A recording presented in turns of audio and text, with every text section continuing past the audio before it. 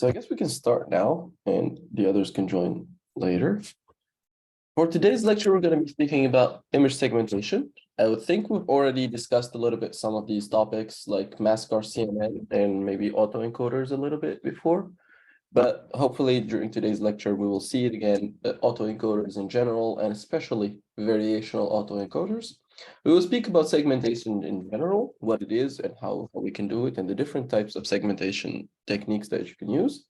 And then we will see the famous architectures that you can use for basically segmenting your models.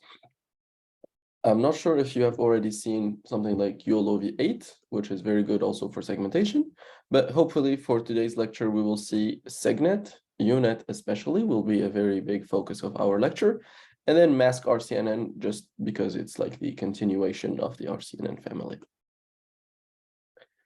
So before I just continue, I just wanted to ask you like a simple question. Did you already take variational autoencoders in another course, right? Did you speak about what they called? The way that they are being trained, their loss functions, the derivations of their loss functions? I think no, we don't have this topic before. Okay, so I'm sure you will have like another subject. I think this is first year. I think probably next year you will have another subject called advanced machine learning. And in that course, you will be studying again variational autoencoders, but from the probabilistic point of view, just as a model that you're going to, look at the loss function and derive the loss functions. And then, of course, you will find some part of the loss function which is just not derivable, and then you will just stop there, and whatever you can derive, you will accept it and work with that. So probably we're not going to be taking a look at the mathematics or the probabilities behind variational autoencoders during today's lecture. We will be just looking at them as a model and how we can train them. But as I said, hopefully in the advanced machine learning course, you will shortly be speaking about variational autoencoders for one complete lecture. I'm not sure who is teaching it right now, because previously it was by Professor Fahim, but we will see. So before we go forward, we've been speaking in the first half of this course about this traditional machine learning technique, which is basically you take an input, you do some feature extraction, and then from the feature extraction, you can build your own classifiers, right? Can some of you just tell me what are the feature extractors that we have been talking about in this course that we have seen so far? Shift. And one more, I forget the name.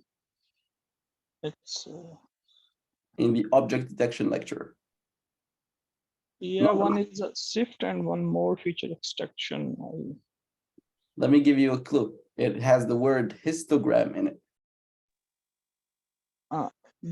DH histogram, it's like this way. A histogram of oriented gradients. Remember? Yeah. So we've seen a lot of these old school techniques and how can we extract some features from input images. And then as we have seen, you can just add an SVM on top of those extracted features and you got yourself a classifier.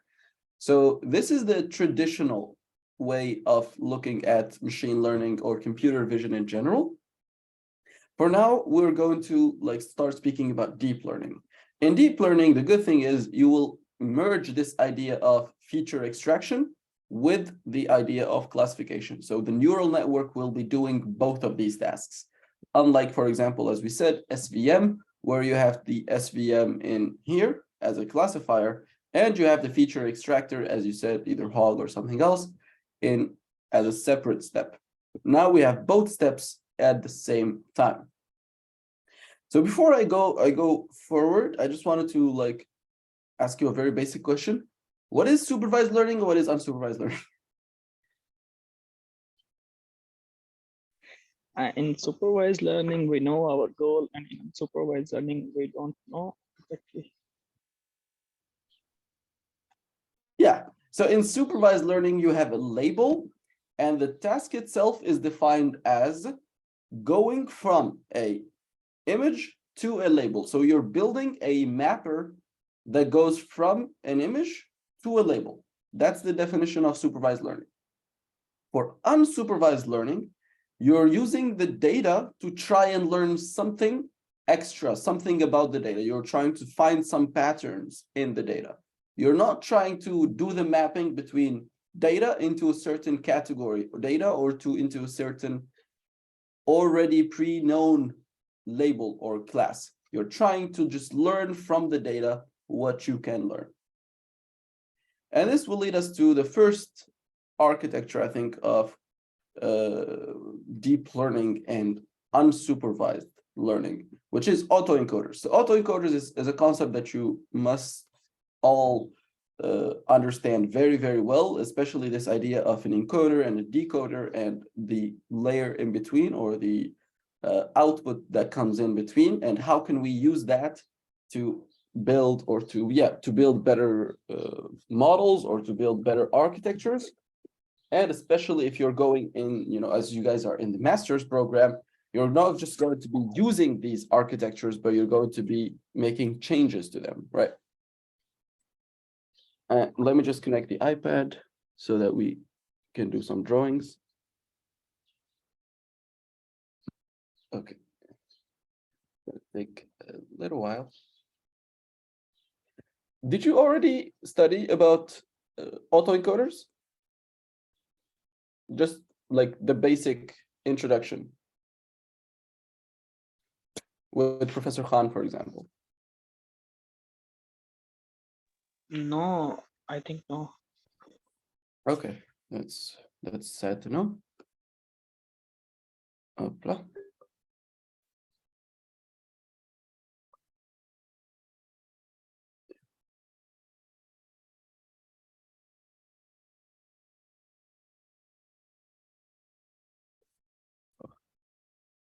And now I have to take this slide here. No, here. Yep. And make it full. And then we're full.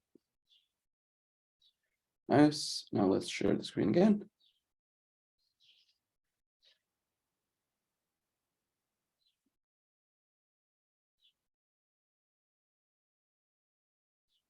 Okay, so can you see the screen? Yeah, we can. Perfect, yeah. So as I said, so the autoencoders are going to be your first deep learning architecture for unsupervised learning techniques. Unsupervised learning, you have seen many like algorithms so far. Can somebody tell me what algorithms have you seen for unsupervised learning?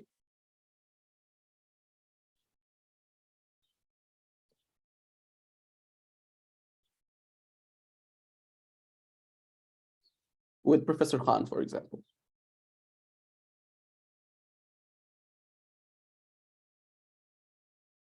PCA.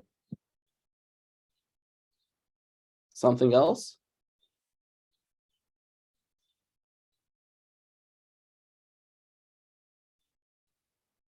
Do you remember these? K-means, yeah. Nice. So for today, we're going in the direction of autoencoders. And autoencoders are a way for us to basically learn the underlying, let's call it a representation of the data. So you're trying to understand what is the core of the data. Let's say, for example, a very high dimensional image of a human face. So this is the human face. Everybody already knows when I say, for example, when I ask a human being, what are the components of a human face? A human being can give me like a list of criteria that he would look for. Let's say, for example, the eyes, the nose, the eye color, and the mouth, and the eyebrows. So here we went from a high dimensional image HD image of, let's say, 2000 pixels by 2000 pixels into a certain representation that only contains, let's say, 20 features. And we were able to learn these 20 features through a autoencoder. So the autoencoder's job is to basically reduce the size of the input.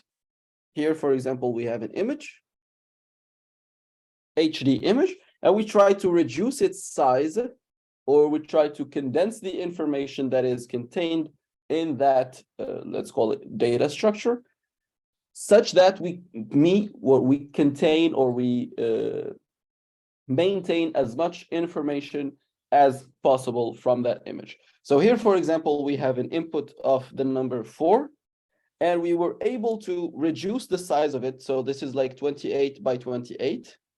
And we managed to encode it, or try to get a certain representation of it that is only, let's say, 20 pixels. And through only this representation, we managed to recreate the output in a very similar manner. So as you can see, there are some parts that are missing. There are some discrepancies between the first input image and the output image, but the core information that was contained inside this image was able to be stored in only 20 pixels. So we managed to basically store this gigantic data structure in only 20 pixels and then reconstruct it from those 20 pixels back. So you can think of it as just a very efficient way of, what is it called? Of zipping, right? So this is like a new way that you could zip an image file. Let's say your image file was 4 megapixels. And now with like autoencoders, you were able to like zip that file into just 3 kilobytes. So this was like, this is the idea behind autoencoders. And how we do that? We do it by two steps, right? The first step is going from this input to a code. The code, as I said, is just a representation of our input. This representation should be very condensed. Other people might call it high-level representation of our input. And then the second step is to go from this code that is very small, very condensed, into the output itself. So here, how do we train it? We train it basically using, as we said, it's just an unsupervised model. So we take the input itself and send the model. So this is our deep learning model. It takes input, and the Y, which is previously our label, is now the input itself. So it's as if we're training a supervised learning model, just a supervised model, no problems here. But instead of having labels, we're trying to predict the input. We're trying to predict the X. So X now is our label. So as we said, the autoencoder is just a two-step approach, which is the first step is the encoder, the second step is the decoder. The encoder maps from input to a code. The decoder demaps, or like maps again, from a code to the output. So usually these two neural networks are opposite of each other. This one goes from a high dimensional image into a lower dimensional information. And this one goes from a low dimensional image or low dimensional representation into a high dimensional representation.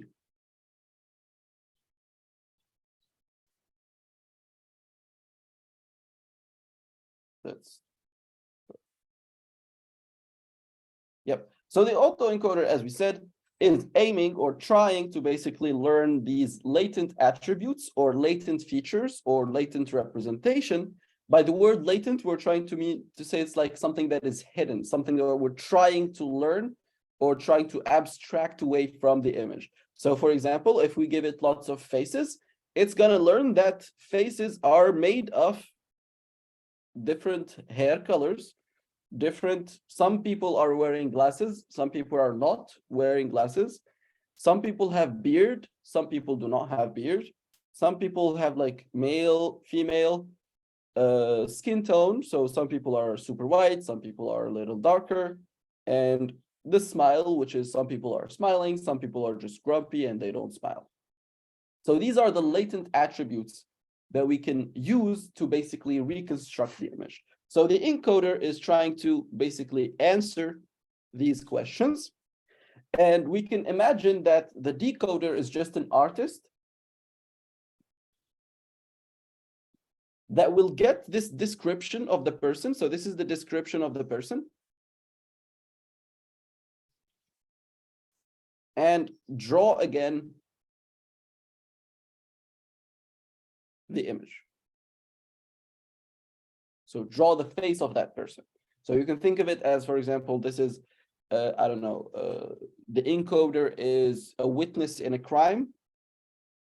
So he has seen the face of the person, but he did not take a picture. So he has seen the face of the criminal, and now he is able to extract these latent attributes. And then when you go to the police, well, the police is gonna ask you to give a description. This is the description, and they will have like an artist who will be rebuilding the face or drawing basically the face of that criminal in a as realistic as possible manner. And they will ask you like some questions. Was he like, does he have like white or is he more darker? What is his gender? Does he have a beard? Is he wearing glasses? Stuff like that.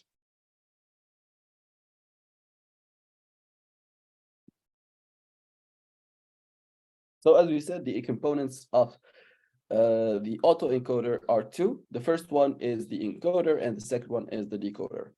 The encoder creates what we call like this hidden layer that contains the code to describe the input. As we have seen, the latent attribute, the representation. There are so many ways to describe that specific like layer in between. And one very cool question that you might be asked someday is where to define this layer. So this code, for example, why is it always here, right? Why is it always in the middle? Can you take, for example, the output of this layer and consider this as the code? Can somebody ask me that? Can somebody answer that? Or for example, here, can you consider this as also a code?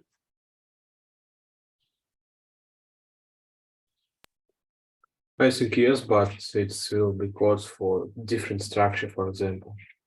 Yeah, exactly. So any output of any layer in the neural network can be considered as a code. So basically what we have is, let's go back a little bit. Let's go back, yeah, here maybe. Okay, here's good. So here what we're having is an encoder. Usually it's just a CNN.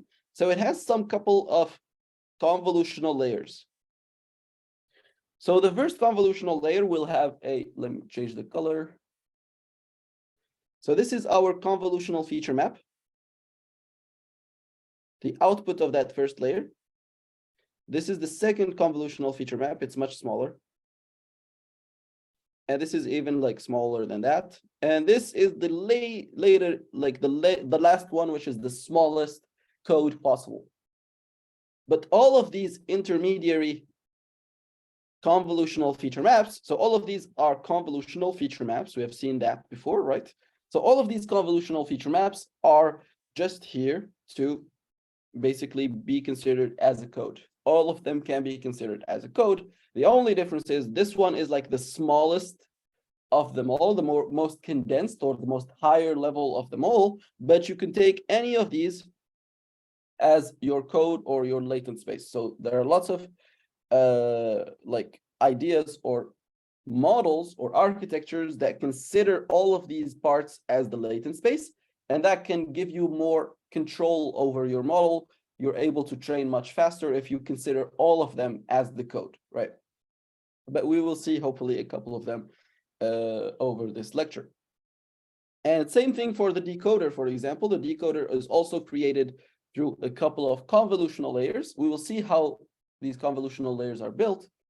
But for now, this is just a couple of convolutional layers. That's all you need to know. How the problem is for convolutional layers, as we said, they make the size smaller, but these convolutional layers will make the size even bigger. We will see what is happening here. So same thing with the previous, as we just said, you can take any of these latent or any of these convolutional feature maps as the code for your model. There's no restriction into what is exactly the code and what is not. Anything that is a mapping, that is a non-linear mapping of your data from this higher dimension into a lower dimension can be considered as a latent space. Now, before we go further, I just wanted to discuss a little bit how can you build the decoder. And it's just like a heads up, we're not going to go into detail about what is a decoder and how you can build it. But the only thing that you need to know is, very simply, each layer of the decoder contains an upsampling plus a convolutional layer. So as we said, the convolutional layer is going to reduce a little bit the size of the image. But if you combine it with an upsampling before, this combination is going to take, let's say, a 10 by 10 image. The upsampling is going to make it a 20 by 20. So after the upsampling, it becomes 20 by 20. And after the convolution, it becomes, let's say, 18 by 18. So in total, this operation of upsampling and convolution will end up increasing the size of the input. And this is how we build our decoder. The upsampling technique is a very basic idea, right? So if we take an image, let me take an image. This is a very small image, right? 1, 20, 20, and 40. This is our pixels. It's a very simple image, very small, basic image. If we want to upsample it and make it much bigger, we're going to have to do this. Very simple. Let's go. 1, 2, 3, and 4. 1, 2, 3, and 4. 1 here, 20 here, 40 here, and 20 here. Let me add an extra. Yeah, let me add an extra one here. So from 1 till 20, we will have to come up with 3 values in this range. So the 3 values that we will take will be in the middle here between them. Let's put 10. Between 1 and 10, the one in the middle is 5. Between 10 and 5, we're going to put 15. So we're just basically going to create a line from each pixel that we know, right? So we know this pixel must be 1. We know this pixel must be 20. What is in between? We're going to just impute it as if it was just a normal line. So here it is 5. Here's going to be 5. Here's going to be 10. Here's going to be 15, for example. And then here's going to be 20. From 20 to 40, again, the same thing, 25, 30, 35, and 40. And here also, we will try to do something that maintains it. So from 1 to 40, probably this is 10, this is 15, or 20, and this is 30. Yep. And this is 40. So this way, we were able to make this small 2 by 2 image with just a very basic calculation into a 5 by 5 or a 4 by 4 image very easily. So this is the maximum we will go in depth about the decoder. So as we said, the decoder is just an upsampling technique followed by a convolutional layer. And I'm hoping that you guys have all already seen the CNNs, right? You know CNNs very well?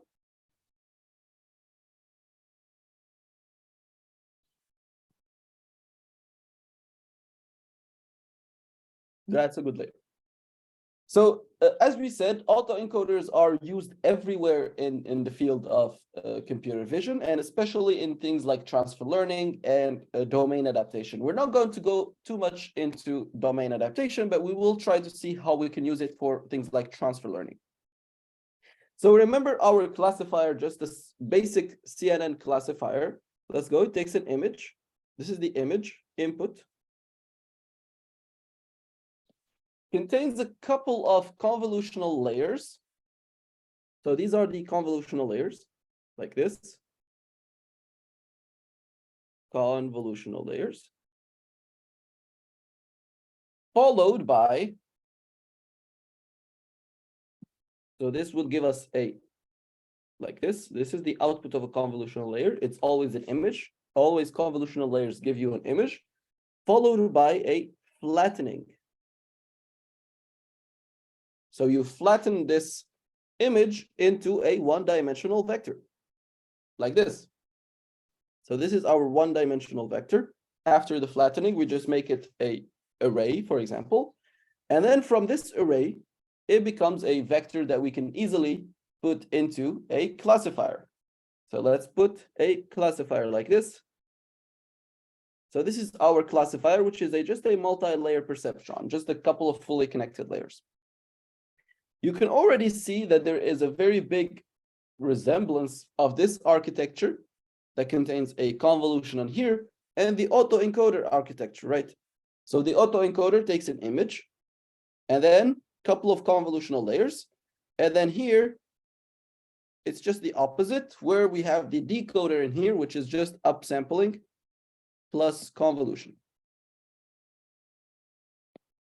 This operation, you can find it in literature being called deconvolution, because it's almost the opposite of the convolution operation. So this is what we call deconvolution. And as you can see, this part and this part are shared between this task of classification and this task, which is just basic autoencoder. So what you can do is you can train a model like this. You can train an autoencoder setup, train it using this encoder, decoder setup with lots of images. You don't have lots of labels. You don't need any labels here, right? So only thing you need is just the input. So what you will take that input, train as much as you want on this setup, which is autoencoder setup. So the encoder is going to learn what it means to be an image. It's going to learn to extract, as we said, a very useful latent space, or extract very useful features or embeddings of that image. And then what you can do, you can take the encoder, bring it here, use the same encoder. So we throw away the decoder. We don't need it. We throw away the decoder, keep only the encoder. So this is the encoder now. And now you don't need to train a whole architecture. Only thing you need to train is the multi-layer perceptron. Just the 2 or 3 layers here, 2 layers. You just need to train 2 layers and you are good. So this is the main use case for autoencoders if you don't have enough data. This is like something common if you don't have enough data, but if you have a lot of images, but you don't have any labels for them. You just have a few labels. So instead of like throwing away all the images that you don't need, you could train an autoencoder setup and then finish the training of the multi-layer perceptron using whatever labels you have. And the encoder is going to be trained already on the data itself without needing any classes. And so this is one of the ideas that you could use autoencoders for. Just to give you maybe a little bit of more context, the loss function that is being used here for reconstructing the image, can somebody guess it? So what we do is we have a model here. So our autoencoder is equal to a function of the input x. So what we're going to call it, let's give it y. We're going to pretend that this is y hat, right? Can somebody tell me what is the loss between y hat and the actual y? First of all, what is this loss function? And then second of all, what is y? Or let's reverse it. What is y for the autoencoder? What is the label in the autoencoder? It's like y, our original one, and What is the loss function? So Y is basically an image. An image is just a couple of pixels, right?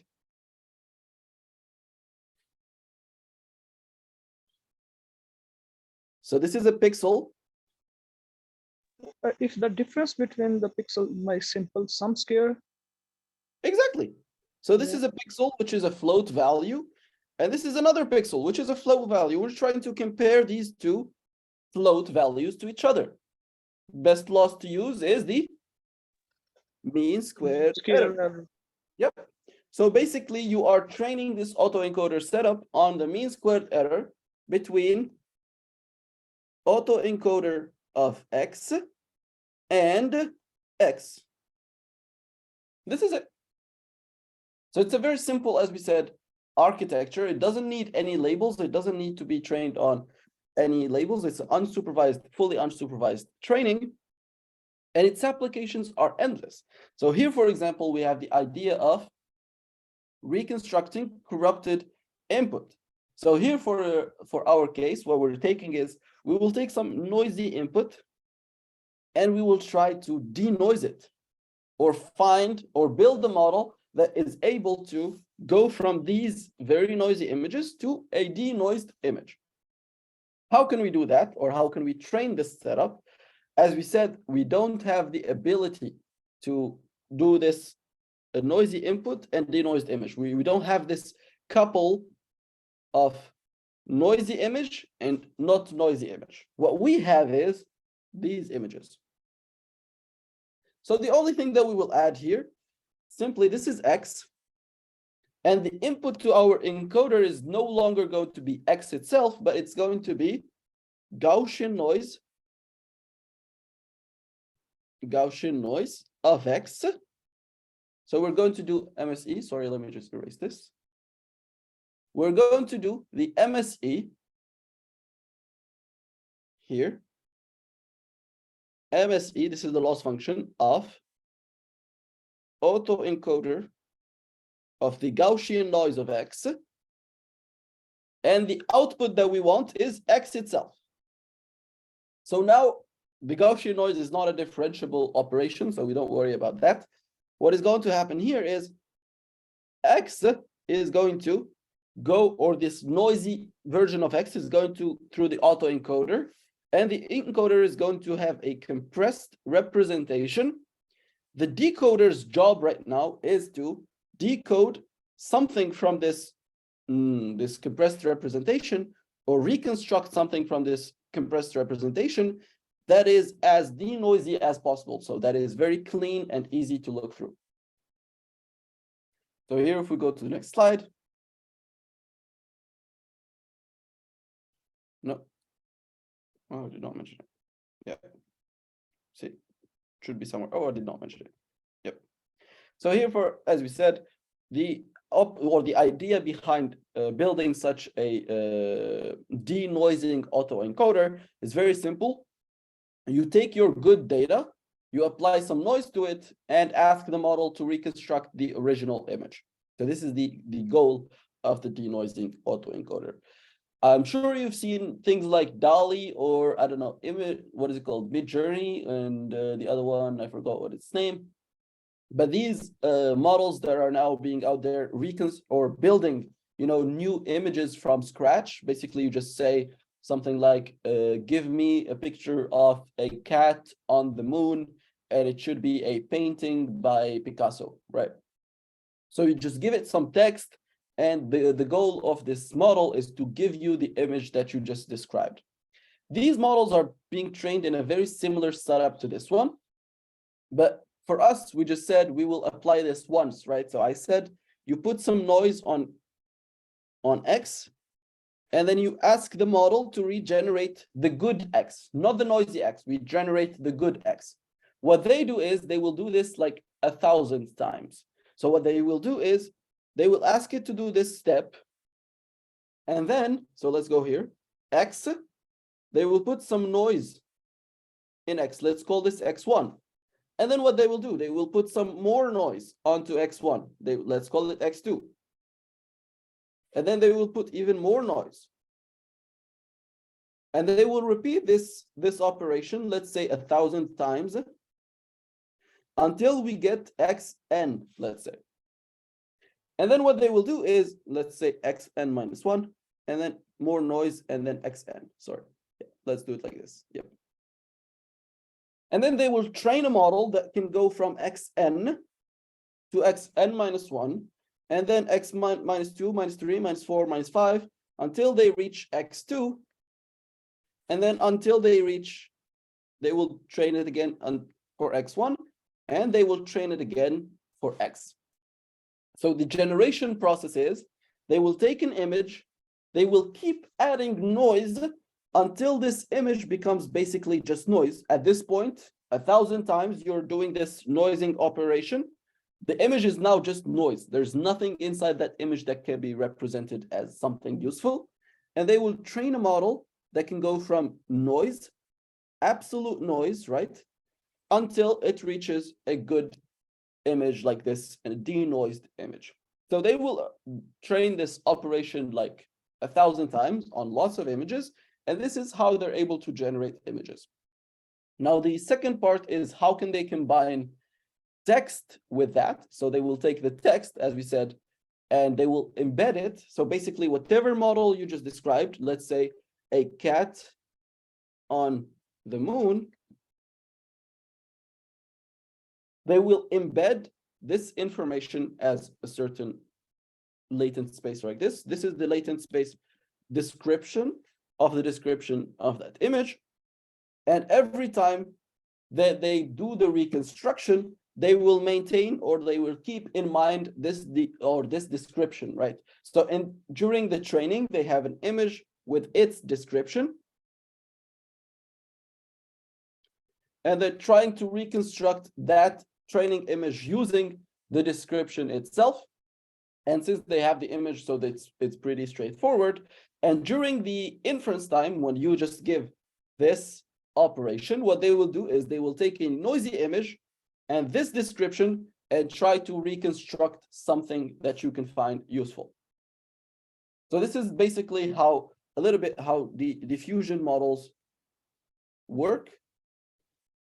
Of course, you can go much more into depth, especially I would highly recommend, if you don't look at the diffusion models yet, until you look at the mathematics behind variational autoencoders, and then go into the mathematics of diffusion models, and that becomes a little bit more simple for you to understand much quicker when you have in mind what things like KL divergence and stuff like that.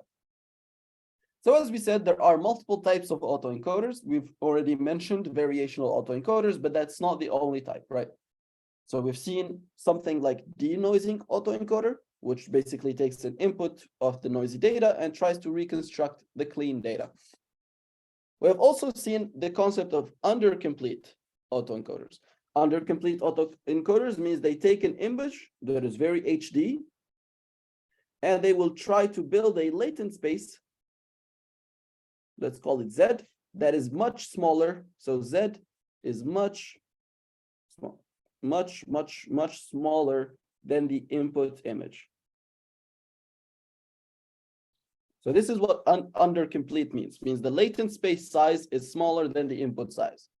The opposite is overcomplete autoencoders, meaning the latent space size is much bigger than the input size. This is very uncommon to use unless you're using it for this task, which is sparse autoencoders. So sparse autoencoders are just overcomplete autoencoders, meaning that it takes an HD image, for example, and it gives you a latent space that is gigantic compared to the actual input image. But this latent space must be, as we said, sparse, meaning the majority of the values in this latent space are 0. Majority of it is just 0. And some of these values are, something useful. This is sparse autoencoders. They're being used in many types of applications like recommender systems and whatnot. But for us, what we care about most is the undercomplete autoencoder and the denoising autoencoder, because you will be seeing it a lot if you will go to things like, what is that called? Diffusion models or something like that. Now we speak about variational autoencoders. So variational autoencoders, their main goal was not to just reconstruct the image, but their main goal is to generate new images. Later on, hopefully, I think next week we will have like the project presentations, but the week afterwards, we will speak about generative models. And in generative models, we will see that there are many types that are, some of them are, implicitly trying to generate images. Some of them are explicitly trying to generate images. But let's just speak first this week about variational autoencoders, not as a generative model, but just as a autoencoder, right? As an autoencoder setup. Hopefully next week we will re-see generative variational autoencoders, but in a generative setup. Today, we will see it as a autoencoder. The only difference between a variational autoencoder and a normal autoencoder is both of them will have, as we said, an encoder-decoder setup, but now the variational autoencoder does not give you a latent space. It does not give you a Z. It does not give you a code. It gives you a distribution of codes. It gives you a distribution of codes. The distribution is just going to be a normal distribution. So now instead of having just one value, X, you're going to have two values. You're going to have the mean and you're going to have the standard deviation. How do you do standard? I forgot. So basically this is just standard deviation, sigma. So this is the only difference between variational autoencoder and a autoencoder setup. So let's just go and see a little bit more on this information, right? So here, for example, you see this kid, he's a little bit sad, right? So an autoencoder here is going to give us, for the feature smile, is going to give us an exact value here. Just this value, this is it. This is the smile of the person. Reconstruct it, please. A variational autoencoder will give us a different technique, which is a distribution.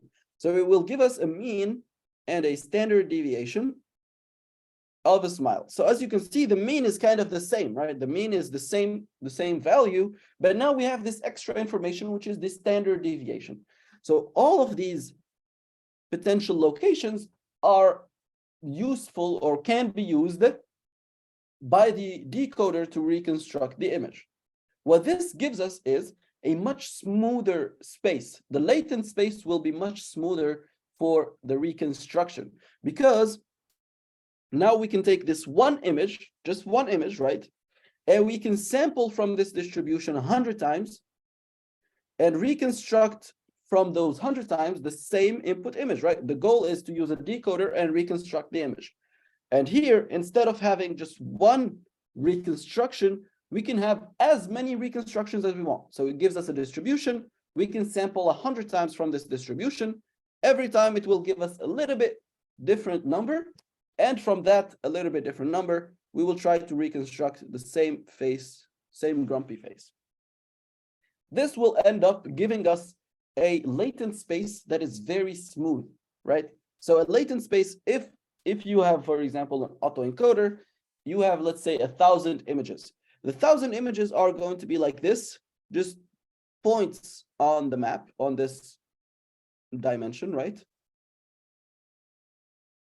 The problem is with just autoencoder directly is these points are not going to be like very close to each other. And you're going to have some places, for example, here, where you have no idea what this means.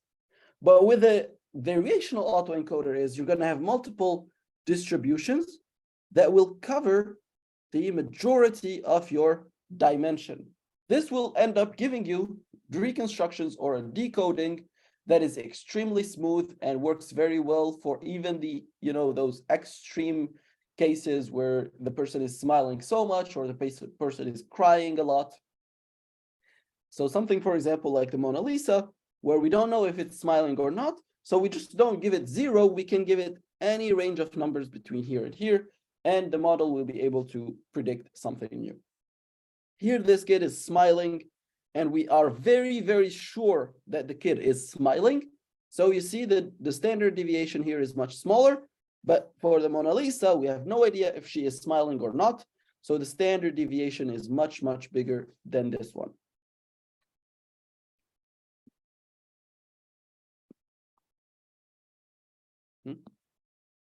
So when it comes to the training, as we said, you will have an encoder. The encoder is not going to give us just one value for the latent attributes or the latent space, but will give us a distribution that we can sample from and decode into the original image. And as we said, this will end up giving us a much smoother reconstruction, a much smoother latent space, and more importantly, it will help the decoder to train a lot more. So now the decoder is not training just once on each image, but it can train 100 times on that same image. So you see, we have the encoder giving us some latent attributes, some distributions, and these distributions, we can sample for it once and get these numbers, and we can sample from it again and get these numbers and decode. These images will be similar, but again, the model or the decoder is going to be training on different values each time. And that leads to a much better decoder and a much smoother latent space.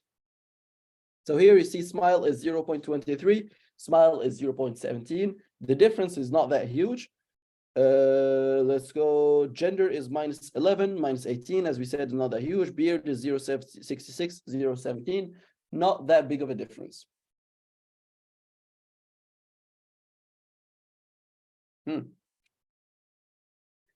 Now we will start speaking about the segmentation. Before we go to segmentation, I just wanted to ask, do you have any questions about autoencoders in general? The way they train, what they take as input, what they take as output, the loss function, the goal of using. All good?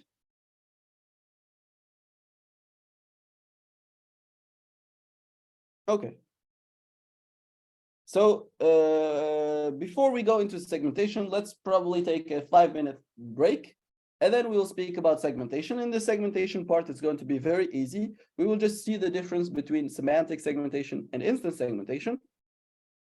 And then we will see how we can use autoencoders, the same architecture we just seen, to do the segmentation task in different architectures. So this is also just a basic autoencoder, the UNet architecture.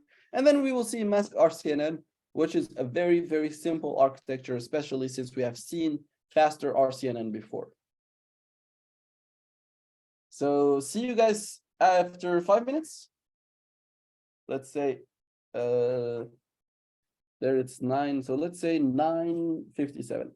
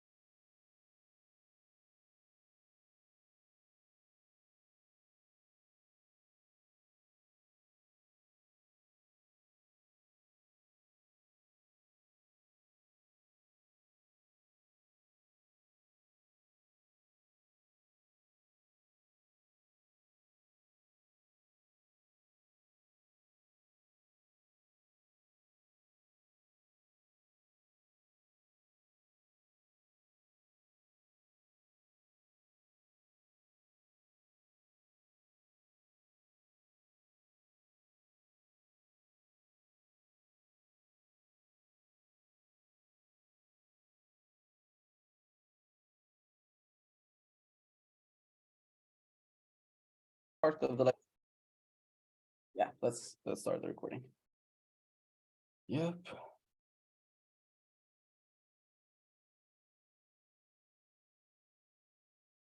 So this part of the lecture is going to be a little bit more simpler or less mathematical and theoretical. It's going to be very direct and very easy to understand.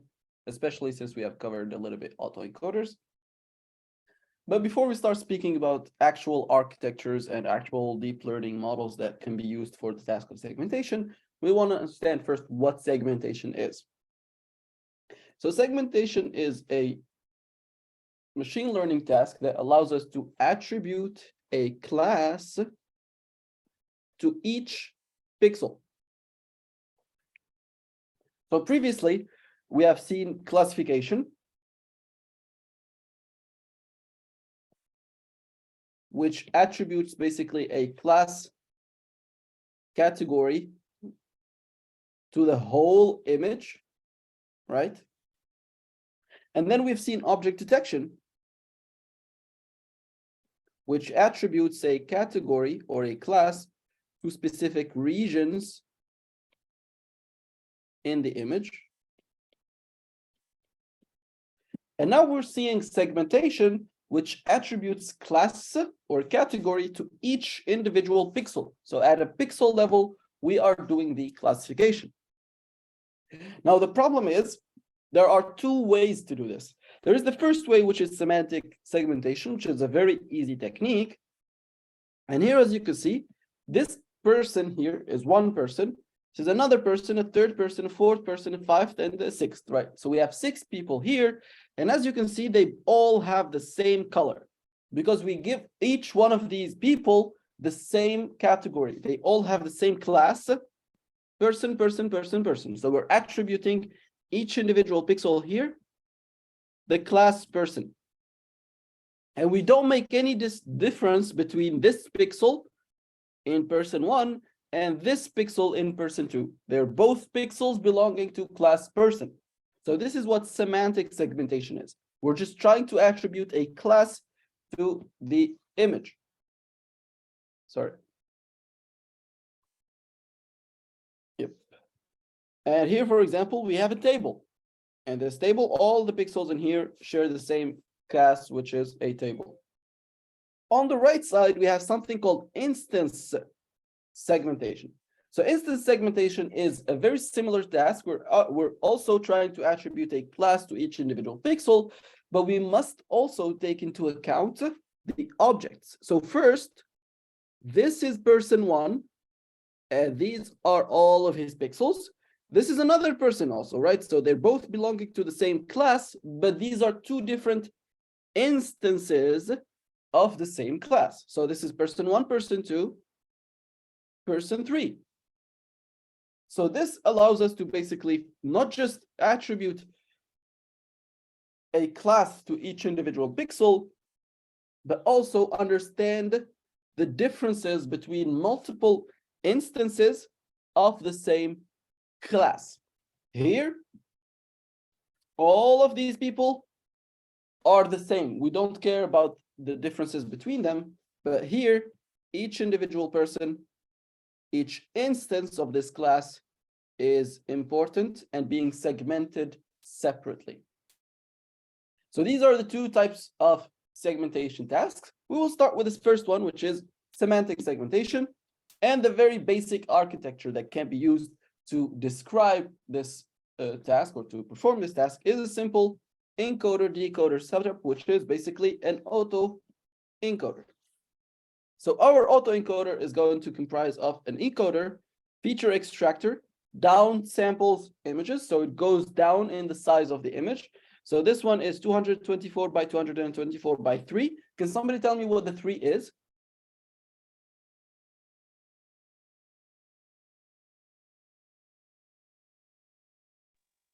Number of channels. Yes, number of channels, and because it's an RGB image, it is a 3-channeled image. Right, it's RGB. So the encoder is going to be downsampling the feature map. So the feature map size, this is the convolutional feature map. This is the latent space, latent attributes.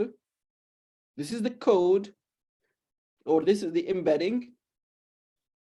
You can call it any of these words as you want to understand it. So whatever word feels more understandable to you, you can use it to describe this output here. So this is the downsampled output of the final convolutional layer here. So this is the convolutional feature map. The size of this convolutional feature map must be much, much smaller than the input image. So it is 100 times, let's say, smaller, or 20 times, or 32 times smaller than the input image. The decoder on the other side, as we said, so it upsamples features from this latent space into the actual size. So it's 224 by 224, again, as the input. And it tries to generate pixel-wise label map for the input image. So this is telling us this is background. You see, this is background. And these two instances are people.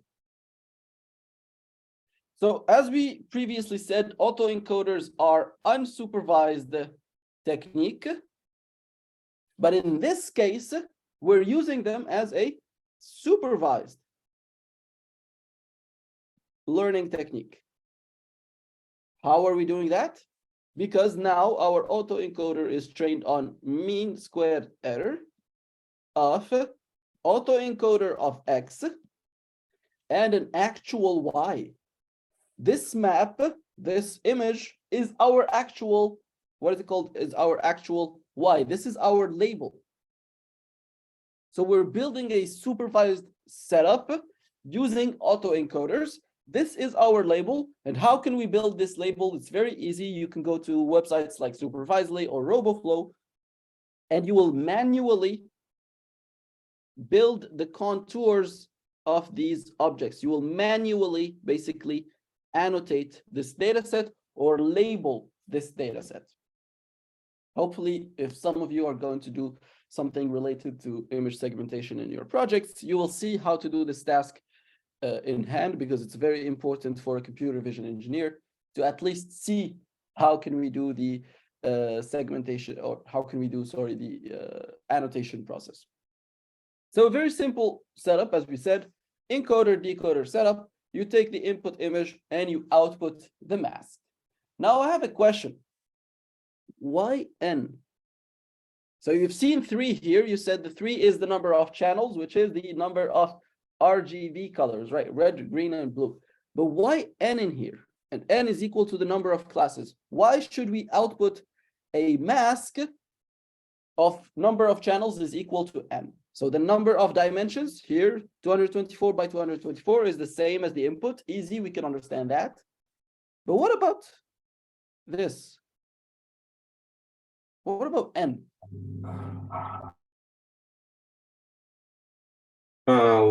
N is number of classes. So if we create only one layer, if where we can show some digit for example, this is first class object. This is object from second class. If we have some overlapping, we can't define the number of pixels.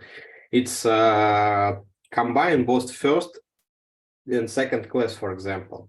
And for this, we need layers for any class. So we will have something like bitmap, with which will be contain this classification.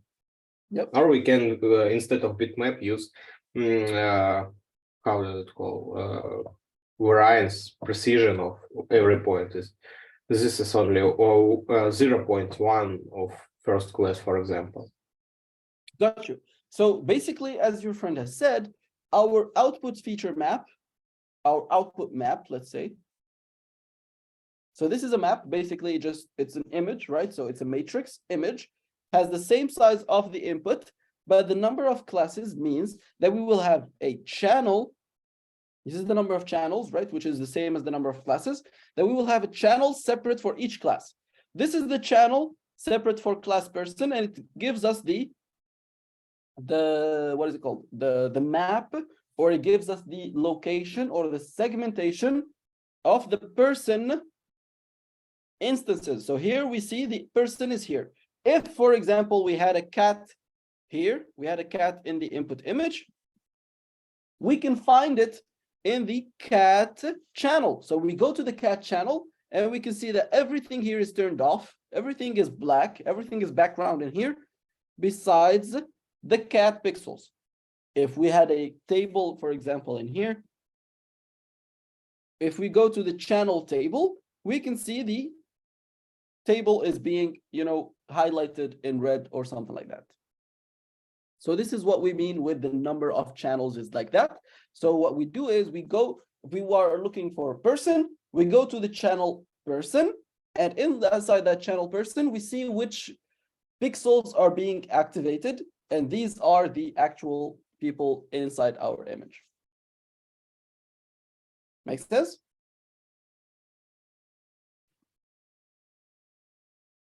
So as we have seen already, autoencoder, I have not given any restrictions on autoencoders, right?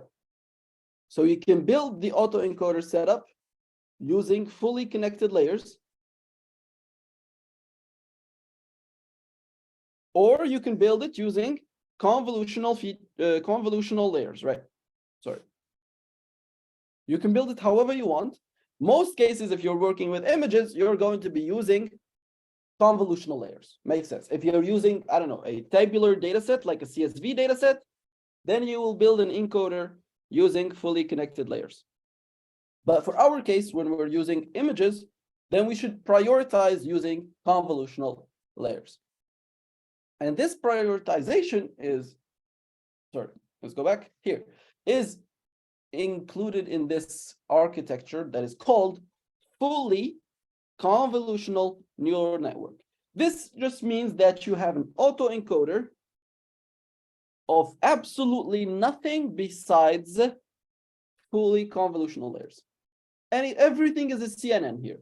Nothing else is included in this architecture. No max pooling,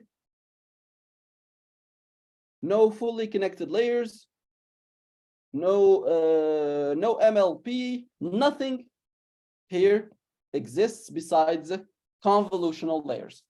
All of these are basically convolutional layers only. And this is, guessed from the name, fully convolutional neural network, right? So the task here is to simply segment this input image using only convolutional layers. The problem is, right, as you probably know, convolutional layers, this is convolutional layer 1, it shrinks the size. And if you're only using convolutional layers,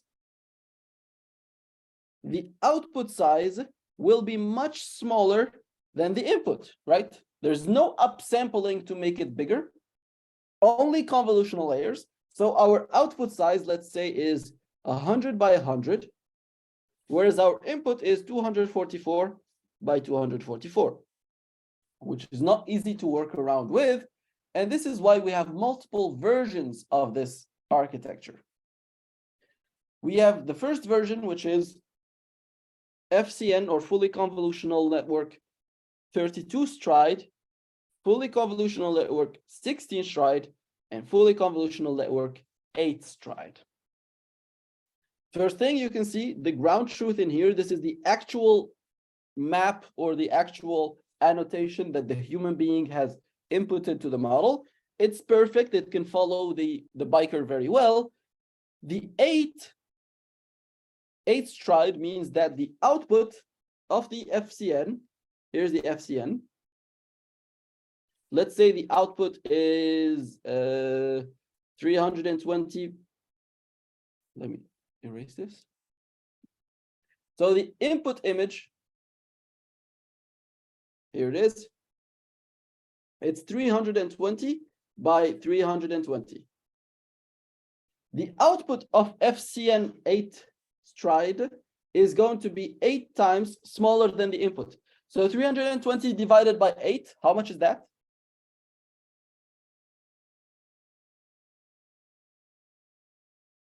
Can somebody do the math?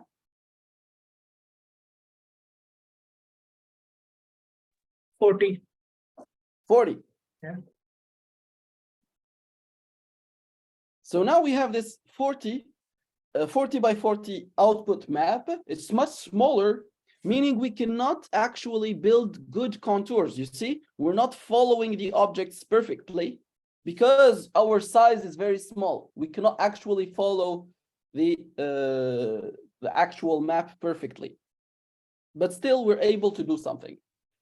When we go to the 16 stride, it is even worse. As you can see, the shape of the human itself is no longer found here. Like it's different. The hat, that's not there because we're using an output size of, can somebody tell me what is 320 divided by 16?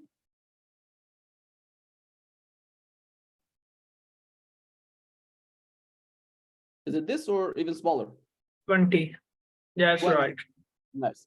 So you see, now we can't even follow the head of the person, right? With 20 pixels, only 20 pixels allowed for us, we can no longer follow the person perfectly. And when we go to the fully connected, fully convolutional, network of 32 stride, the output image is only 10 by 10. And this leads to a very horrible segmentation of the, so it's very bad, right? And this is up to you. You can choose FCN 8, FCN 16, or FCN 32. Clearly, this one is the fastest. It's very fast. It's much faster than this one. Smaller, it's much smaller. It's much easier to train if you have a small data set. But the best one is, of course, FCN 8. It takes more time to train. It needs more images to train, and it takes more time to make an inference, but it gives much better results than FCN 32, for example. So it's up to you to choose which architecture to use. Just remember that this number refers to the ratio between input size divided by output size. Or the opposite. Yeah, the opposite, sorry. No, this, yeah, input divided by output, yep. So the input is 320 divided by 20, and that should give you 16. Just a heads up, any time that from in the future that I will mention the word FCN, I will have to explain to you, am I speaking about fully convolutional networks or fully connected networks? Because they are absolutely the opposite, right? A fully convolutional network, its definition is it does not have any fully connected layers.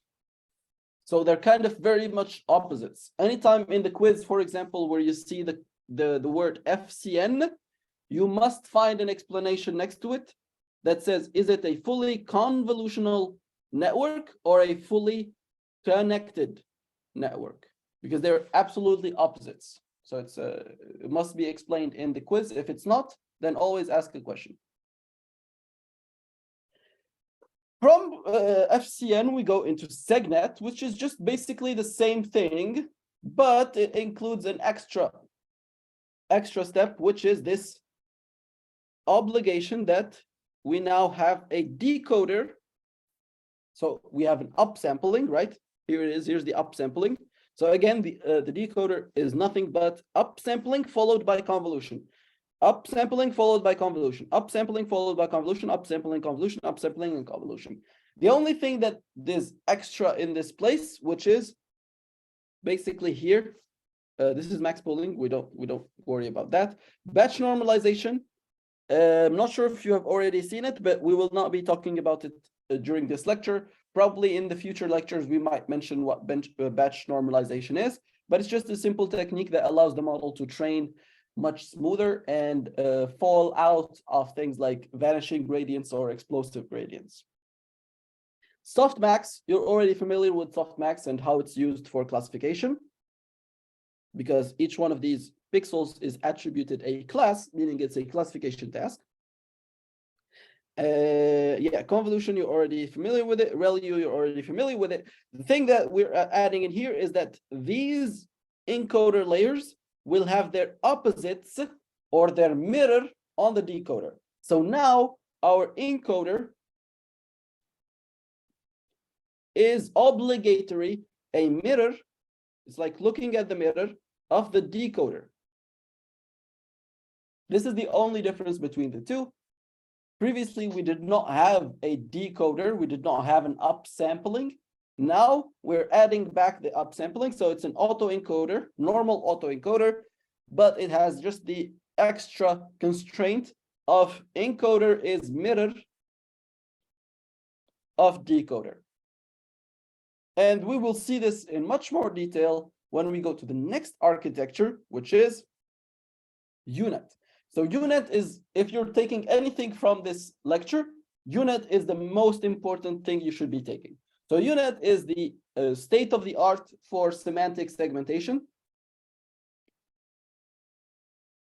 Although it was like discovered or like published in, I think, 2016, it has been improved multiple times, and it still gives very, very good results for things like, as we said, semantic segmentation. So it was proposed mainly for medical images. It was proposed in a medical research conference, but it's still very, very performant, and it still works very well for everything outside of the medical field. And it works very well for less data sets, right? So even if you don't have enough data, UNet is still able to be trained in a good way on your data set. And how do we do that? It's very simple. You have here encoder. So this is the encoder. Here we have the decoder.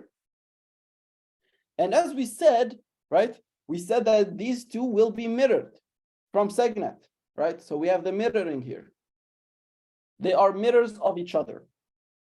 So what the UNet people decided to do, since they are mirrored, meaning the output size of this one, of this layer, is the same as the input size of this one.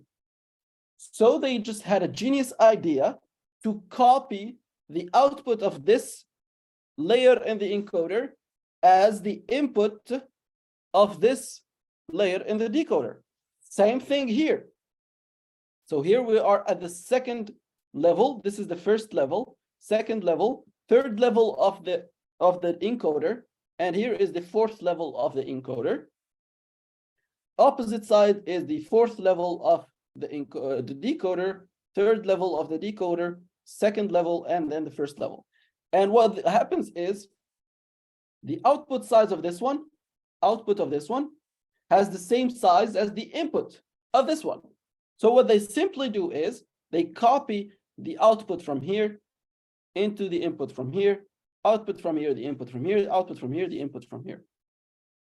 And this basically leads to, again, so the input of this decoder is from here, is coming from here and from here. So we have two inputs to each decoder layer, or to each decoder stage. The components are very simple, are basic, right? Convolution, max pooling, we have seen these before. Up convolution or upsampling, we've also seen this many times. Dropout, we don't want to worry about dropout for now, and batch normalization, as we said, we will be speaking about it hopefully in a few, hopefully in the future lectures. Convolutional 1x1 is again a concept that I think we have seen in object detection, but if we haven't, we will also speak about why use a convolutional 1x1, because it just doesn't make sense in terms of you're using a sliding a convolutional filter of just one pixel. Like the whole purpose of CNNs was to combine the region or the neighborhood of that pixel in making the decision in the decision-making process. But convolutional 1x1 is just used to basically change the number of channels. Change the number of channels to fit a certain criteria that we want to use. But that's it for the convolutional 1x1. So the components of this architecture are something that we're already familiar with. What happens is here, if we remove this copying, right, we have a basic segnet, which is an autoencoder. But the problem with autoencoder is when it encodes from this stage to this code, which is much smaller, it loses some of the details of the image. It kind of abstracts away the details of the image and focuses only on the bigger picture. So here we are too high level, so that when we go to the upsampling again and we do the deconvolution, we are very, very blurry. We reconstruct an image that is very blurry. It's not perfectly reconstructed, This is okay if we are just doing, as we said, a basic autoencoder to shrink the size of the image, or to a basic autoencoder to extract some good latent space features. But the goal of this autoencoder is to do a mask, is to predict a mask. It's a supervised task. So we're not trying to learn some hidden information about the image. We're just trying to basically predict a good mask for the image. So what we are doing is, in this step or in this route, we're extracting the high level information of the image. We're understanding what the image is. And in these gray direction, we're keeping basically the lower level information. So UNet is able to extract high level information through this encoder decoder setup, and it is able to maintain low level information through the copying, just direct copying of the output of each individual step in the encoder to its corresponding or its mirror step in the decoder. So this is the UNet architecture. It's a very basic architecture. It's a very good idea, right? It's very clear, very simple thing to do. Since you have an encoder that is the absolute mirror of the decoder, it's a very, very simple idea to get to just copy the output of this one as the input of this, output of this as the input to this, output of this as the input of this. But why do we do that? As we said, here we are maintaining the higher level information, the abstract information, and through this operation, we are getting the lower level information. Higher level, lower level, the details of the details. And this allows us to build a mask or predict a mask that is very aware of what's happening in the image, but also very much aware of the details of the image, and is able to predict a very perfect mask of the input image, as you can see in this example. So this is it for UNet. Now we go to the other side. We have seen semantic segmentation. Now we will see instance segmentation. And instance segmentation is very much a basic architecture. So we spoke about faster RCNN before, and it is an architecture for predicting bounding boxes. So what we will do is we will use faster RCNN to predict the location of each individual object. So for example, this is person 1, person 2, person 3. And we will just add, so faster RCNN plus a decoder, it will give us the mask inside each one of these bounding boxes. And that's absolutely it. So what we will do is we'll take the image, put it through faster RCNN, get these bounding boxes. So here you see classification, bounding box regression, just the typical faster RCNN architecture. We will only add on top of it a small decoder, very basic decoder that tries to predict the mask of each individual object. That's it. So mask RCNN is basically just a faster RCNN plus a decoder. And this is, in general, instance segmentation is equal to object detection plus semantic segmentation. And that's it. This is it for the mask RCNN architecture. It's a very basic architecture. Here it is trained for the classification. Here it is trained for the bounding box regression. If we have the other part of the network, which is basically the region proposal network, the RPN, it is also being trained for object detection or bounding box regression, so B-box regression. And it is also being trained for objectness score, which is a classification, but only for the objectness. Here it is being trained for the actual classes and the categories. Here it is again trained for the bounding box regression. And here it is trained as a decoder, training to give pixel-wise classes. So it is a classification task for each individual pixel inside these different rectangles. Make sense? So this is it basically for the segmentation task. It's a very simple lecture, as we said. We've seen a little bit what autoencoders are. We've seen variational autoencoders just as a higher level architecture. We will see them again, hopefully next week when we speak about GANs and we speak about generative models. And we spoke about segmentation. We have semantic segmentation and instance segmentation. And we've seen the multiple architectures for segmentation, which is basic autoencoder, segnet, or UNet. UNet is the most important one of all because it combines all the other architectures with a new idea of maintaining the lower level information. And then we finished the lecture with speaking about mask RCNN, which is basically faster RCNN plus a simple decoder. So please remember these concepts of encoder, decoder, what each one does and how we can use them, because they will be very, very much important for your career, hopefully, to speak about these concepts in much more smoother, and like discussing them in either research papers or in actual real life work. Do you guys have any questions?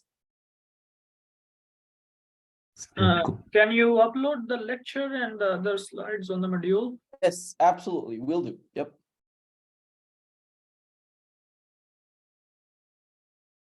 If that's it, then you can go to the lab and hopefully Batul will teach you a little bit, a lab on how to build a UNet from scratch and basically see the code of building a UNet. So good luck, guys, and thanks for attending. Hopefully you will have a bright week. And don't forget, next week you will be presenting your project just mid-evaluation. You will be showing us the code and a little bit of the data set and some results of your work. Okay, sir. Thank you very much. Thank you so much. Bye-bye.